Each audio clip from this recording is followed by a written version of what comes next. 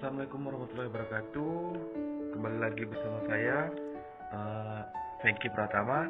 Di sini saya akan menjelaskan tentang sistem saraf pada ikan. Berbicara tentang sistem saraf pada ikan, vertebrata menanggapi rangsangan lingkungan melalui organ-organ indera, lalu disampaikan ke otak atau sumsum tulang belakang. Setelah itu baru ke otot atau kelenjar. Ikan memiliki variasi habitat dan perbedaan anatomi yang lebih besar dari kelompok vertebrata lainnya. Hal inilah yang menyebabkan sering menimbulkan informasi simpang siur mengenal ikan yang meliputi informasi tentang sistem saraf dan endokrinnya. Sistem saraf terbagi atas sistem saraf pusat, otak dan sumsum tulang belakang, sistem saraf tepi, dan otonom. Yang A, yaitu sistem saraf pusat. Terdiri dari otak. Otak memiliki fungsi utama yaitu menerima input yang menginterpretasikan informasi dari semua organ-organ sensor baik internal maupun eksternal, menghasilkan output berupa perintah untuk koordinasi semua bagian badan sebagai impuls saraf atau hormon integrasi antara kedua aspek fungsi otak. Adapun bagian-bagian otak dari muka ke belakang adalah sebagai berikut. Yang A yaitu telencephalon.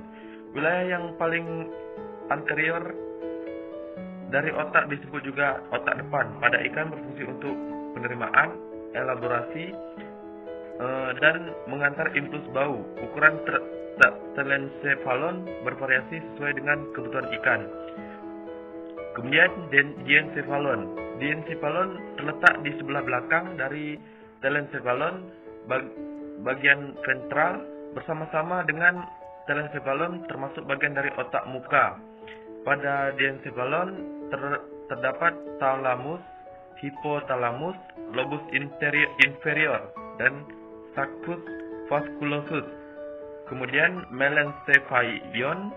Melencephalon merupakan bagian otak paling belakang dengan membran oblongata sebagai komponen utamanya. Komponen ini merupakan pusat untuk menyalurkan rangsangan keluar melalui saraf kranial.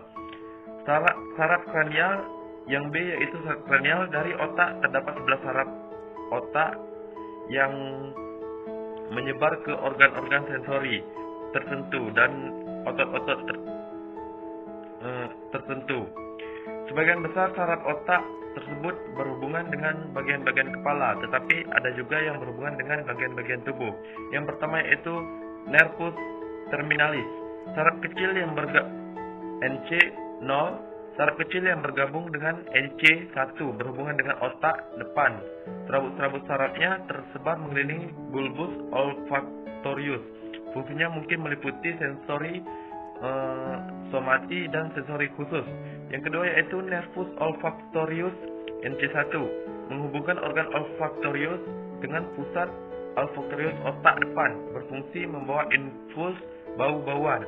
Yang ketiga yaitu nervus opticus NC2 menghubungkan retina mata dengan tectum opticum, berfungsi membawa impuls penglihatan. Yang keempat yaitu nervus oculomotoris NC3 merupakan saraf motor somatik yang mengatur otot mata, musculus obliquus inferior, musculus rectus superior, musculus rectus inferior, dan musculus rectus internal berhubungan dengan otak mesencephalon.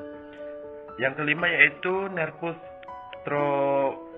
trochlearis NC4 berhubungan dengan otak mesencephalon, merupakan saraf motor somatik yang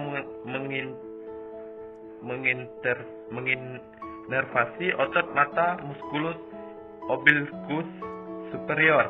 Yang keenam yaitu nervus trigeminalis NC5 terbagi atas 3 cabang yaitu nervus ophthalmicus dan nervus maxillaris, merupakan saraf sensori somatik, serta nervus mandibularis, saraf sensori somatik dan saraf motor somatik. Yang ketujuh yaitu nervus abducens NC6 NC6 merupakan saraf motor somatik yang menghubungkan bagian dengan medula oblongata dengan otot mata musculus rectus external. Fungsinya berhubungan dengan penarikan otot penggerak fisik mata. Yang ke-8 yaitu nervus facialis yang NC7 tersusun atas 3 cabang yaitu nervus ophthalmicus, superficialis, nervus buccalis, dan nervus sciomandibularis.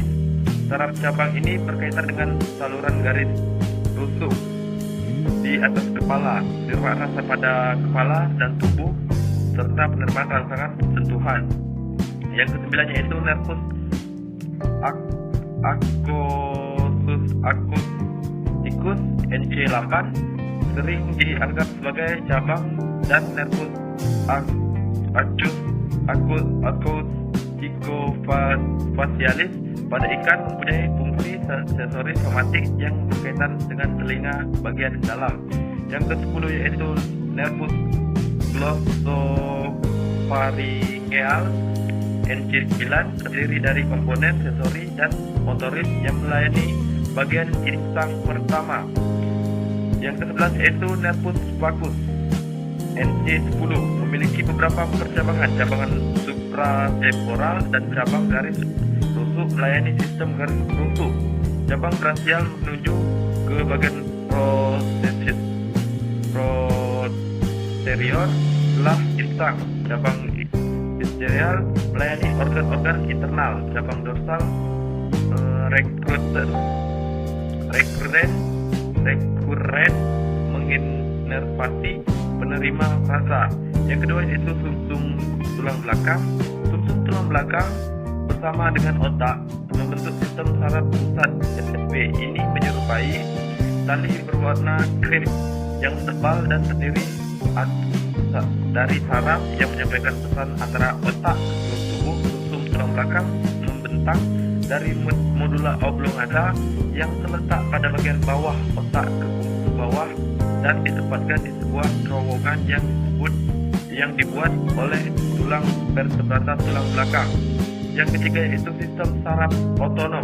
Sistem saraf otonom merupakan bagian dari membran periferi mempengaruhi otot polos dan kelenjar. Sistem saraf otonom berupa susunan saraf otonom terdiri atas saraf simpatis dan parasimpatis. Saraf otonom mengontrol fungsi vegetatif badan, antara lain mengatur kegiatan jantung dan pembuluh darah, mengatur kerja urat daging, licin, dan mengatur kerja kelenjar-kelenjar. Sifat kedua saraf tersebut dikenal sebagai sifat yang berlawanan. Saraf simpatis aktif bila tubuh memerlukan energi, dan saraf parasimpatis aktif pada tubuh organisme sedang istirahat. Baik, segitu saja penjelasan dari saya. Terlebih terkurang saya mohon maaf. Assalamualaikum warahmatullahi wabarakatuh.